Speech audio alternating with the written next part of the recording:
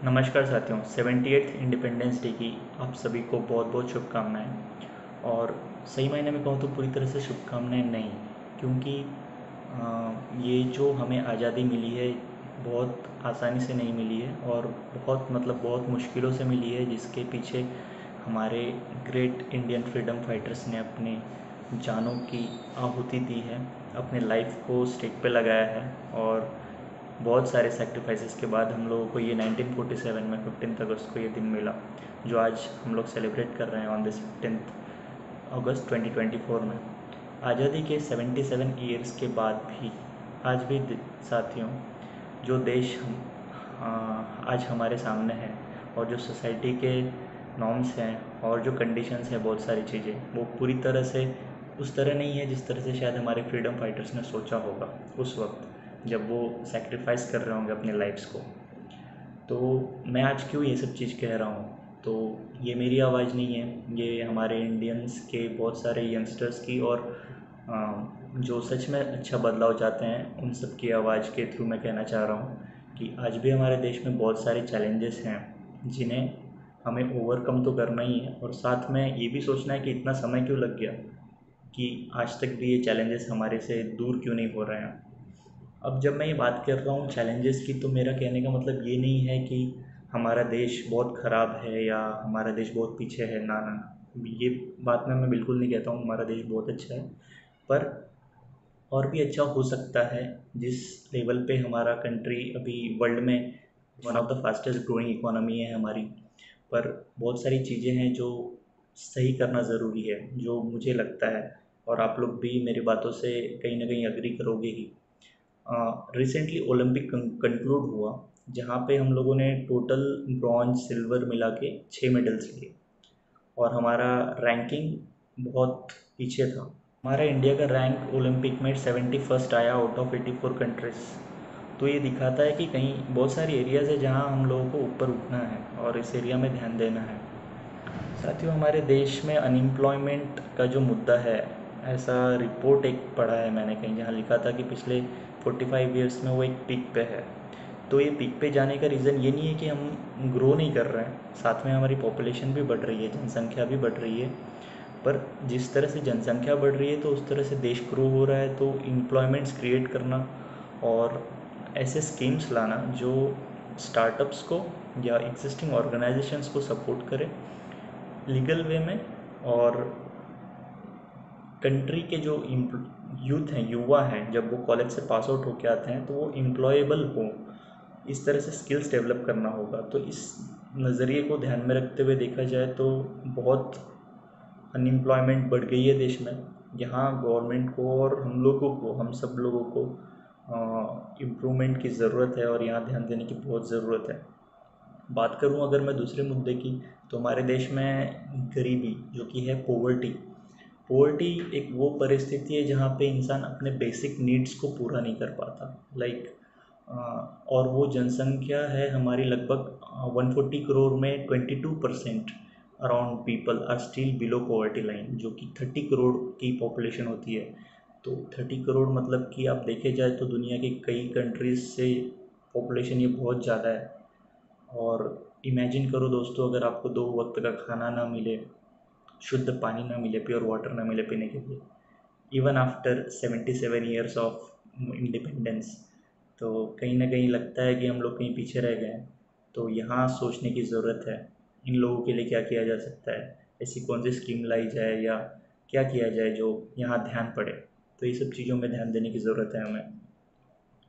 और corruption, corruption का मुद्दा मुझे लगता है सब लोग बहुत वेल अवेयर हैं। जब जब कोई स्कैंडल की न्यूज़ आते हैं तो करप्शन बहुत बड़ा मैटर है, जो अभी भी इनडायरेक्टली दिख जाता है जब हम लोग देखते हैं कि कोई सडन एक ब्रिज कोलैप्स हो गया, रिसेंटली कंस्ट्रक्ट हुआ था। तो ये सब क्यों होता है? Lack of quality and good monitoring की वजह से होता है।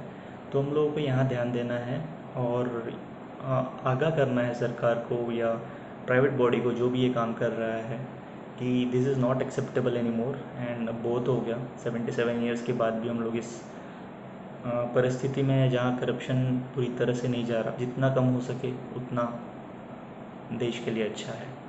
तो करप्शन एक ऐसा मुद्दा है जो हमेशा से चर्चित रहा है, डिस्कस्ड मीडिया में रहा है और अभी भी एक बड़ा चैलेंज है हमारे देश के सामने। बात करूँ अगर इंफ्रास्ट्रक्चर की, तो कंट्री में हाईवेज एंड ब्रिजेस बहुत तेज़ी से बन रहे हैं हमारे देश में, एंड रिकॉर्ड्स भी बनाए जा रहे हैं। जिस तरह से तेज़ी से इंफ्रास्ट्रक्चर बढ़ रहा है वो एक अच्छी बात है, कंट्री का प्रोग्रेस अच्छा हो रहा है, बट यूनिफॉर्मली कितना हो रहा है वो एक चैलेंज है। अगर मैं अभी बैंगलोर में हूँ, बैंगलोर सिटी बहुत तेज़ी से बूम कर रहा है एंड यहाँ का जीडीपी एंड ग्रोथ रेट बहुत फास्ट है। सिलिकॉन वैली ऑफ इंडिया कहते हैं इसको। बट एवरीवन इज, सबके मुंह पे एक ही रहता है, वेदर बहुत अच्छा है बट ट्रैफिक बहुत ज़्यादा है। तो ये ट्रैफिक क्यों है ज़्यादा? क्यों नहीं हम लोगों ने इंफ्रास्ट्रक्चर पहले से काम किया है यहाँ पे? क्यों नहीं इन्विसेज किया कि आज से 10 साल के बाद यहाँ क्या होने वाला है, उसके लिए कितना फ्लाईओवर लगेगा, मेट्रो लगेगा, ब्रिजेस लगेगा? तो ये सब चीज़ों के ऊपर सोचना है।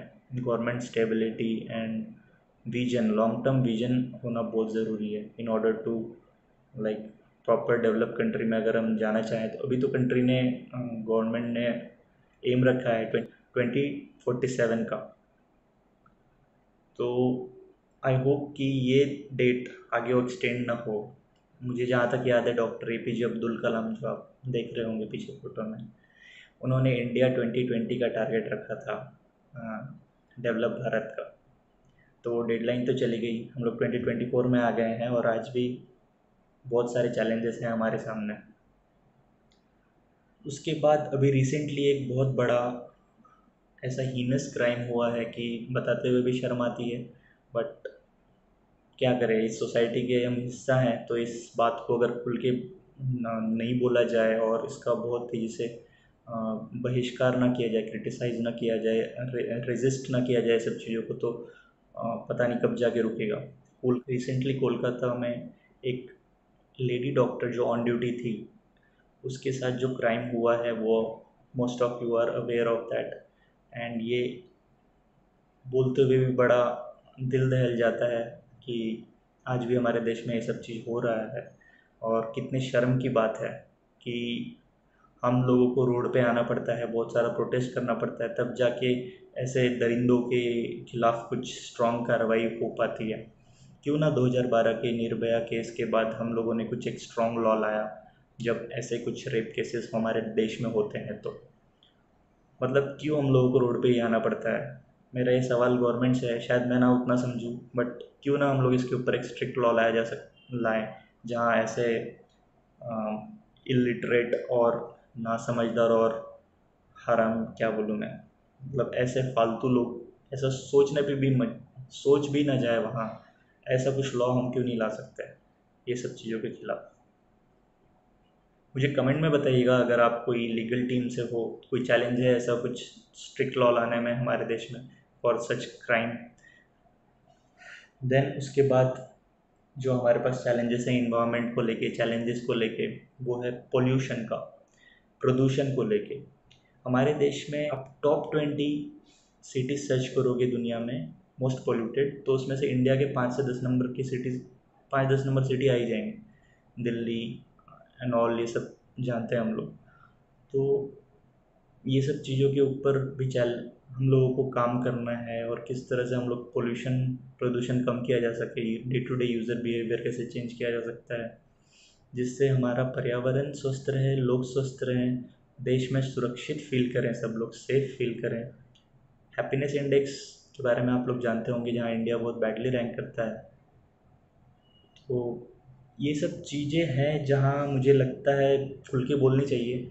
और ये वीडियो का मकसद ये नहीं है कि मैं किसी को क्रिटिसाइज़ कर रहा हूँ या किसी को टारगेट कर रहा हूँ, but we need to accept कि ये सब चैलेंजेस हैं हमारे देश में। वंस वी एक्सेप्ट, तो ही हम लोग इसके ऊपर काम कर पाएंगे और तो ही हम लोग इम्प्रूव कर पाएंगे। अगर ये सोचेंगे कि नहीं नहीं सब अच्छा चल रहा है, बढ़िया चल रहा है, तो नहीं होता है भाई।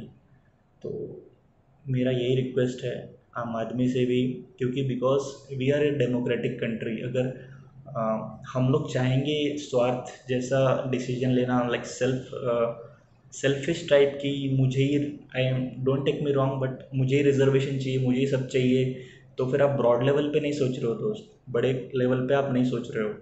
आप शॉर्ट टर्म के लिए सोच रहे हो, पर्सनल बेनिफिट के लिए, लॉन्ग टर्म के लिए आपकी जो जनरेशन आगे आएगी उनका मेंटल वो लेवल पे नहीं जा पाएगा अगर आप सिर्फ रिजर्वेशन सोचोगे तो गवर्नमेंट को क्या है, उनको तो पार्टी बनानी है, गवर्नमेंट बनानी है, तो वो तो पब्लिक की सुनेगी और वो करेगी जहाँ से उनको वोट मिलेंगे। तो साथियों हम लोग खुल के सोचने की, ब्रॉड लेवल पे सोचने की ज़रूरत है। लाइक कि लॉन्ग रन में ये सब छोटी छोटी सोच हमको ही कमज़ोर करेगी। तो सरकार के सामने ऐसे मुद्दे रखने हैं जो डेवलप की तरफ ले जाए, हमारे परिवार के लिए, हमारे सोसाइटी के लिए, हमारे देश के लिए। क्यों हम लोग अपने एक छोटे से स्टेट में आके, एक छोटे से सिटी में आके हमारी लैंग्वेज को पकड़ के रुक जाते हैं? अरे भाई, हमारा देश 1000 किलोमीटर का, हमारा कश्मीर टू कन्याकुमारी डिस्टेंस है। इसमें हम लोग क्यों अपने सिटी को समझते हैं कि मैं ही बेस्ट हूँ, मेरा लैंग्वेज बेस्ट है, मेरा ट्रेडिशन बेस्ट है? अरे नहीं भाई, सबकी रिस्पेक्ट करो, रिस्पेक्ट एवरीवन। डोंट क्रिटिसाइज कि मेरा जो है मैं ही ठीक हूँ, मेरा राज्य ठीक है, मेरा सिटी ठीक है, मेरा लैंग्वेज ठीक है। नहीं, सब अच्छे हैं, सबकी रिस्पेक्ट करो, यूनिटी से रहो। ये सब चैलेंजेस अगर हम लोग अपने लेवल पे ख़त्म कर देना तो मुझे लगता है गवर्नमेंट के लिए भी आसान हो जाएगा, ताकि वो लोग भी खुल के सोच सकें कि रियल मुद्दे क्या हैं, रियल एरियाज़ क्या हैं जहाँ पे डेवलपमेंट को सोचा जाए, और उस हिसाब से वो लोग फिर स्कीम्स वगैरह डेवलप कर पाएंगे।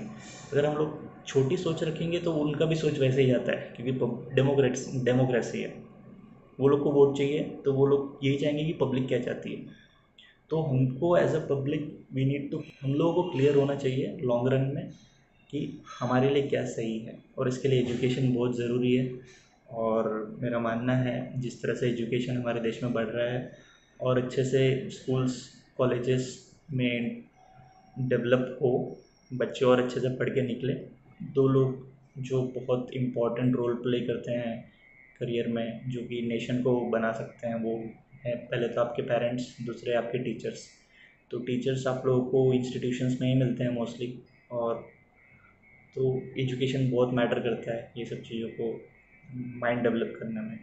तो साथियों ये वीडियो बनाने का मकसद यही था कि हम इन चैलेंजेस के ऊपर एक लाइट डाल सकें और सही मायने में एक ऐसा देश बना सकें जो हमारे फ्रीडम फाइटर्स ने हमें ये दिन सेलिब्रेट करने का मौका दिया है, तो कि सो दैट, ताकि असली श्रद्धांजलि हम लोग उनको अर्पित कर सकें। उनकी लाइफ जो सैक्रिफाइस हुई है, और जो भी एक बड़ा रिवॉल्यूशन हुआ था 1947 के पहले ब्रिटिशर्स को बाहर करने का, और हमें आज खुली हवा में जो आज़ादी में हम लोग आज सांस ले रहे हैं, तो एक ऐसा देश जहाँ हमारी माँ, हमारी बहन, हमारे परिवार, भाई बहन सब लोग खुश रहें और सेफ महसूस करें, और देश के लिए हमेशा एक कदम आगे बढ़ा के स्टेप लें। और मैं सरकार से भी विनती करूंगा कि वो भी जनता की आवाज़ को सुने, और जनता से मतलब हम लोग से भी यही रिक्वेस्ट रहेगा कि हम लोग सही टॉपिक्स को आगे लेकर आएँ। चलिए दोस्तों, आज की इस वीडियो में मैं यही कन्वे करना चाहता था, और आप लोगों को इंडिपेंडेंस डे की बहुत बहुत शुभकामनाएं। जय हिंद, जय भारत।